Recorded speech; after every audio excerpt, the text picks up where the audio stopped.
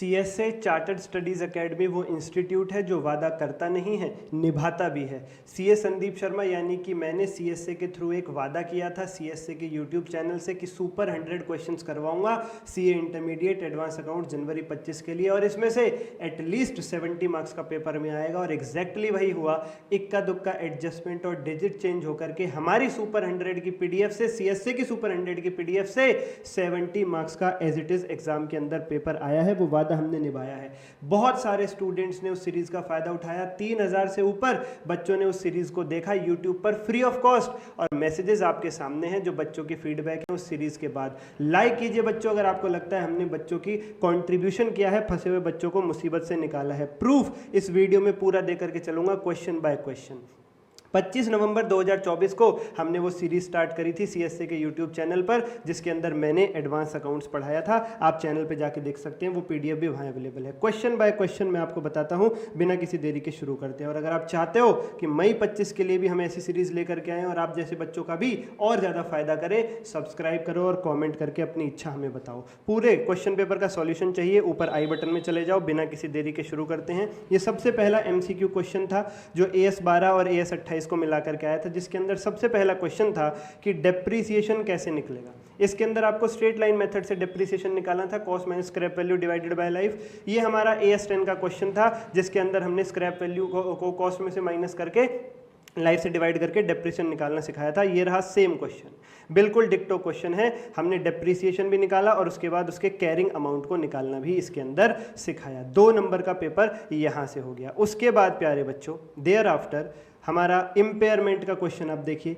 ये 2 मार्क्स का impairment loss का क्वेश्चन आया था। ये रही हमारी चार्टर स्टडीज़ की अकेडमी पीडीएफ का क्वेश्चन। आपको डिस्क्रिप्शन से लिंक भी मिल जाएगा उस प्लेलिस्ट का जो हमने यूट्यूब पे पढ़ाई थी सीएसए पे 25 नवंबर 2024 से एग्जाम से पहले।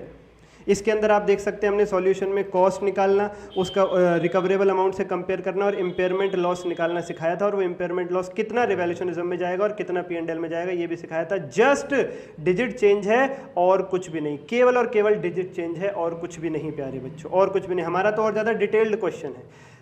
उसके बाद डेफर्ड टैक्स एसेट और डेफर्ड टैक्स लायबिलिटी। इसके लिए कौन सा क्वेश्चन था? इसमें 2 एडजस्टमेंट्स थे। एक तो डेप्रीसिएशन इनकम टैक्स के हिसाब से इतना, अकाउंट्स के हिसाब से इतना, और अनअमोर्टाइज्ड प्रिलिमिनरी एक्सपेंस। उसको आप देख सकते हैं, ये रहा हमारा AS 22 का क्वेश्चन। डेप्रीसिएशन अकाउंट्स के हिसाब से, इनकम टैक्स के हिसाब से, और अनअमोर्टाइज्ड प्रिलिमिनरी एक्सपेंसेस।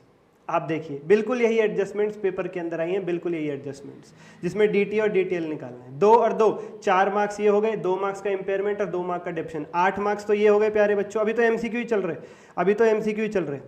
इसके बाद कॉन्ट्रैक्टर वाला क्वेश्चन देखिए आप, ये पेपर का क्वेश्चन है। Material labour, unused material, estimated future cost. और हमारा क्वेश्चन देखिए जो हमने AS 7 का कराया था, material issued, labour charges, plant charges, other cost, material unused. ये देखिए एस्टिमेटेड फर्दर कॉस्ट, सब कुछ वही है, एग्जैक्टली सब कुछ वही है। हमने इसके बेस पे आपको 2-4 क्वेश्चंस करवाए थे पेपर में, तो फिर भी एक ही आया। हमने और एक्स्ट्रा करवाया था, फिर भी वहां से एक ही क्वेश्चन आया पेपर के अंदर। थोड़ी और किस्मत अच्छी रहती तो और रहता। तो 2 मार्क्स का और ये हो गया प्यारे बच्चों, 10 मार्क्स ये हो गए हमारे यहाँ पे। इसके बाद आगे देखिए कैश फ्लो स्टेटमेंट।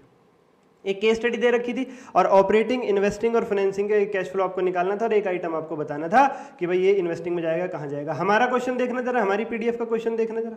हमारी पीडीएफ का क्वेश्चन देखिए हमारा किस प्रकार से डिजाइंड है। बिल्कुल सेम डिजाइंड है। वही ऑपरेटिंग एक्टिविटी, फिर बताओ इन्वेस्टिंग एक्टिविटी, फिर बताओ क्लोजिंग कैश, फिर बताओ इंटरनल रिकंस्ट्रक्शन के बाद फाइनेंसिंग एक्टिविटी। मैंने क्लास के अंदर पढ़ा दिया था, यहाँ इंक्लूड नहीं था। जिन बच्चों ने पढ़ा था वो गवाएं। 8 मार्क्स का ये और एक 7 मार्क का और आएगा भी कैश फ्लो का। हमारे डिक्टो कैश फ्लो के क्वेश्चन से है। इवन फॉर्मेट भी सेम है, डिजिट अलग है। बस आप देख लो क्वेश्चन की फॉर्मेटिंग भी वही है। क्वेश्चन नंबर 2 ऑपरेटिंग बताओ, 3 इन्वेस्टिंग बताओ, 2 इन्वेस्टिंग बताओ, 3 फाइनेंसिंग बताओ। केवल डिजिट चेंज है। हमने तो फिर भी 10 एडजस्टमेंट डाल रखी थी, पेपर में तो एडजस्टमेंट भी नहीं आई कोई। और मैंने क्या कहा था, कैश फ्लो का क्वेश्चन MCQ बेस पर ही पूछ रहा है इंस्टीट्यूट बहुत समय से। और आप देख लीजिए वही हुआ, MCQ बेस पे 8 नंबर का क्वेश्चन आया। MCQ बेस पे 8 नंबर का क्वेश्चन है, फॉर्मेटिंग भी सेम है। इसके बाद EPS का क्वेश्चन ये रहा प्यारे बच्चों। और हमारा क्वेश्चन देख लीजिए आप। आपके क्वेश्चन में क्या है, नेट प्रॉफिट दे रखा है, शेयर्स आउटस्टैंडिंग, फेयर वैल्यू और एक्सरसाइज प्राइस और डिबेंचर्स। हमारे क्वेश्चन में देखो net profit, number of shares, exercise price, fair value, सब कुछ वही है। प्यारे बच्चों? सर चेंज क्या है? आप देखो आपके में ऑप्शंस आउटस्टैंडिंग 80,000, हमारे में ऑप्शंस आउटस्टैंडिंग 4 लाख। डिजिट का सेम है, फर्क है, डिजिट का फर्क है बस, और कुछ भी नहीं, जस्ट डिजिट चेंज। 5 नंबर का ये क्वेश्चन प्यारे बच्चों, 5 नंबर का ये क्वेश्चन, ओ माय गॉड, 23, 25 के करीब, 23-25 नंबर के करीब तो यही हो गया। और अभी सब्जेक्टिव का पहला ही शुरू हुआ है, अभी सब्जेक्टिव का पहला ही शुरू हुआ है। इसके अंदर आपको बेसिक भी निकालना था, डाइल्यूटेड भी निकालना था। हमने बेसिक भी सिखाया और ये देखो डाइल्यूटेड भी सिखाया, डाइल्यूटेड भी सिखाया। और ये 80,000 तो फिगर भी सेम आ रही थी पेपर में, ये 80,000 वाली तो फिगर भी सेम थी प्यारे बच्चों। इसके बाद मैं बड़े बड़े क्वेश्चंस भी दिखाऊंगा आपको। इंटरनल रिकंस्ट्रक्शन से बच्चों ज़्यादा नहीं था, हम बेकार का क्रेडिट भी नहीं लेंगे, हम झूठ भी नहीं बोल सकते क्योंकि बच्चों के ट्रस्ट का सवाल है। केवल 2 एडजस्टमेंट सेम आई थी यहाँ पे, अनकॉल्ड कैपिटल और ये प्रेफरेंस शेयर होल्डर्स में रिडक्शन वाली। बाकी इंटरनल रिकंस्ट्रक्शन बिल्कुल डिफरेंट था, इंटरनल रिको बिल्कुल डिफरेंट था। ठीक है, ये हमारा रिको का क्वेश्चन है, इसमें से 2 एडजस्टमेंट सेम थी। एक तो ये प्रेफरेंस शेयर होल्डर्स जो माफ़ी कर रहे हैं और अपना जो इक्विटी शेयर कैपिटल चेंज हो रही है। 50 को 10 कर रहे थे हम भी यहाँ पे और प्रेफरेंस शेयर होल्डर्स को 2/5 घटा रहे थे। ठीक है सर, ठीक है, तो ये 2 ही सेम था, बाकी नहीं। लेकिन cash flow from operating activities का ये देखो 7 नंबर का क्वेश्चन, ऑपरेटिंग और फाइनेंसिंग, फिर से प्यारे बच्चों, फिर से तो 18 और 7 25 और 2 उसका लगाऊं 27 और 7 नंबर का 35 मार्क्स का यहां तक हो चुका है। एज इट इज यहां तक हो चुका है, एज इट इज हमारी पीडीएफ से, बस फिगर्स चेंज है। अब ये लो प्यारे बच्चों, आ जाओ, ये है हमारा अमेलगमेशन का क्वेश्चन।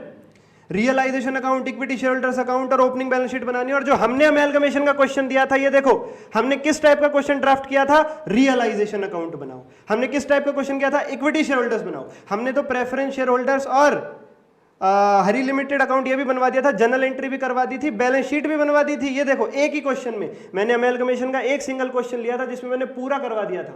हमें ऐसा नहीं है कि हमें क्वेश्चन पेपर पता है, हमने पीडीएफ इस प्रकार से डिजाइन करी थी कि हमने बड़े बड़े चैप्टर से ऐसे क्वेश्चंस लिए जो पूरे के पूरे चैप्टर को कवर अप कर जाएं। इसमें पुरानी कंपनी की एंट्रीज, नई कंपनी की entries, balance sheet, realisation, equity shareholder सब कवर अप करवा दिया था। इसमें से उठ के आ गया पेपर में, और आएगा कहां से, और आएगा कहां से आप बताओ? हमने तो पीसी भी निकलवाई थी, परचेज कंसिडरेशन, पेपर ने डायरेक्ट दे रखी थी। हमारी पीडीएफ के मुकाबले पेपर आसान है उल्टा, पेपर आसान है उल्टा।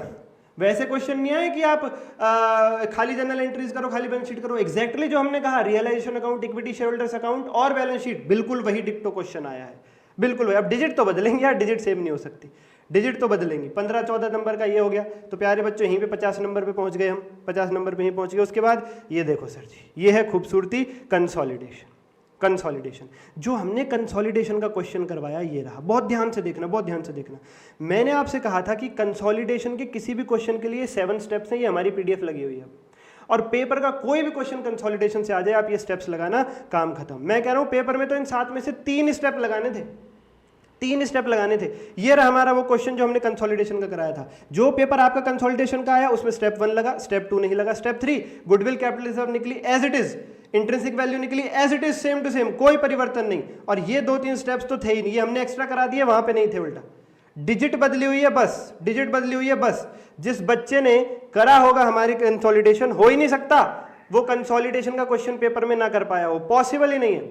हाँ, इतना जरूर है कि 2 एडजस्टमेंट्स अलग आई थी कंसोलिडेशन के क्वेश्चन के अंदर, एक तो वो इंट्रा ग्रुप वाली और दूसरी स्टॉक वाली, मतलब दोनों इंट्रा ग्रुप की थी बेसिकली। वो उसका क्रेडिट हम नहीं ले रहे, तो उनका क्रेडिट आप हटा दो। 14 नंबर का क्वेश्चन भी था, तो उसमें से 8 नंबर लगा लो यार, 8 नंबर लगा लो। और बताओ 58 मार्क्स तक हम पहुंच गए, 58 मार्क्स तक हम पहुंच गए।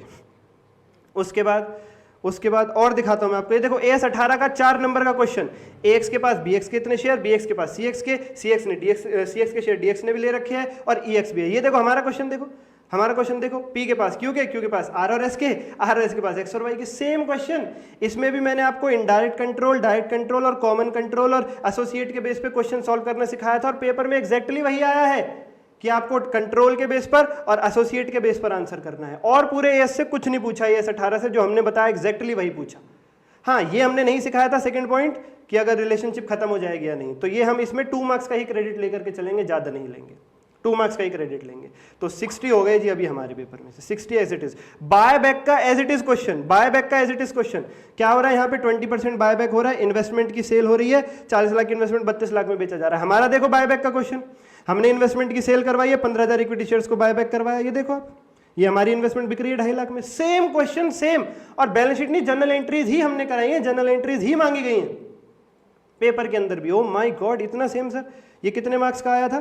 ये था आपका 4 मार्क्स का, 64 मार्क्स ये हो गए। और ब्रांच का क्वेश्चन प्यारे बच्चों, जो इंपॉर्टेंट क्वेश्चंस की हमने लिस्ट दी थी लेक्चर नंबर 5 खत्म करवाने के बाद सुपर 100 सीरीज में, एज इट इज ब्रांच का यही क्वेश्चन था उसके अंदर, 6 मार्क्स का, एग्जैक्ट 70 मार्क्स का सीएससी की पीडीएफ से आया है एग्जैक्ट। लाइक करो बच्चों अगर आपको लगता है हमने जेन्युइनली एफर्ट्स किए। ऐसे ही वो पीडीएफ नहीं बनाई थी, बहुत सोच समझ के बनाई थी और वही हुआ।